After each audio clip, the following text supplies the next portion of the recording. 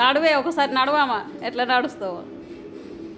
Hi friends, చూడండి మా అమ్మ గిట్లా నడుస్తుంది, నడవస్తలేదు, కింద పడ్డది. నైట్ వేసినాం, ఇక చీర వేసుకుంటలేదు, ఇక తానం పోసి ఇక నైటీలో తలగా పెడుతున్నాం.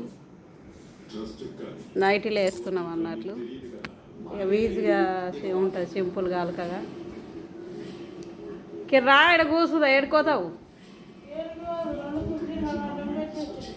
కుర్చీలు ఎక్కడివి అక్కడ బయట ఉండని, ఇక్కడ రా, ఇక్కడ కూర్చుందిరా. అక్కడ పోతా ఇక్కడ పోతా అనుకుంటా ఊకే ఉంటుంది.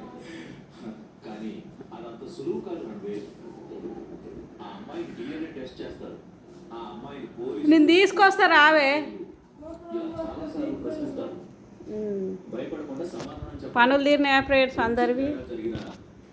మావి అయితే ఈరోజు ఒక పొద్దుకి ఏమైనా చేసుకోవాలి. బయట లైట్లు వేయలేరు కదా, ఇక బట్టలన్నీ విండేసినాం నైటే. ఈ లైట్లు వేయలేరే బయటివి,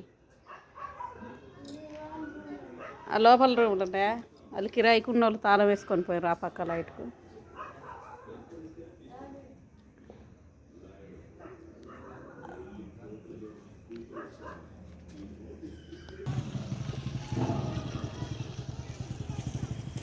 సాయంత్రం అయింది, టైంపాస్ అయితే లేదు కానీ నా మనమరాలు పాపము నాని నువ్వు రావే, నాని నువ్వు రావే అని ఏడుస్తుండ్రు.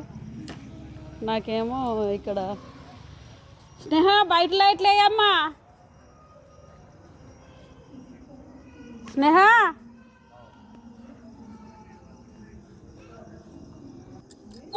బయట లైట్లు వేయ అన్న, చీకటి ఉంది అని బయట లైట్లు వేయమన్నా.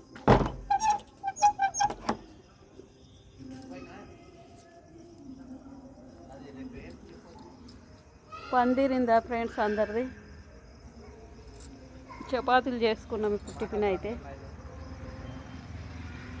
ఇక మా చెల్లె బిడ్డకి అట్లా జరుగుట్లే, ఇక బాగా చాలా బాధ ఉంది. పిల్లగాడు బతికింటే అయిపోవు, చనిపోవుట్లే, చాలా బాధ ఉంది. అందుకే మా ఈయన ఉంటున్నా. ఒక 2 రోజులు మాత్రం మా తమ్ముని బిడ్డ ప్రెగ్నెంట్ అంటే ఆమెను పోయి చూసి వచ్చిన, మల్కాపురం పోయిన. ఇక మా తమ్ముని కూడా ఆరోగ్యం మంచిగా లేక ఇక ఆ పిల్లని కొంచెం అందరినీ చూసి రావాలని పానం కొట్టుకుంటుంది నాకు ఇంత దూరం వచ్చినందుకు. ఇక మా అమ్మ కూడా మంచిగా లేదు, అక్కడ నా మనమరాలు ఏడుస్తారు, అక్కడికి పోదామంటే పోవాలి. నాకు నా మనమరాల మిన్నే కొట్టుకుంటుంది పానం అంతా, కానీ ఇక్కడ ఈ పిల్ల బాధపడుతుందని ఇక్కడ ఉంటున్నా. ఇక కొడుకు పుట్టి చూసిపోతేనేమో అది వేరుండు, ఇక చనిపోవుట్లా అట్లా బాగా చాలా బాధ అనిపిస్తుంది పిల్లగాడు. అందు గురించే ఉన్న ఫ్రెండ్స్ నేను ఇక్కడ మాబ్నార్లో. బాయ్, మరి మీ వంటలు అయినాయా? ఉంటున్నా.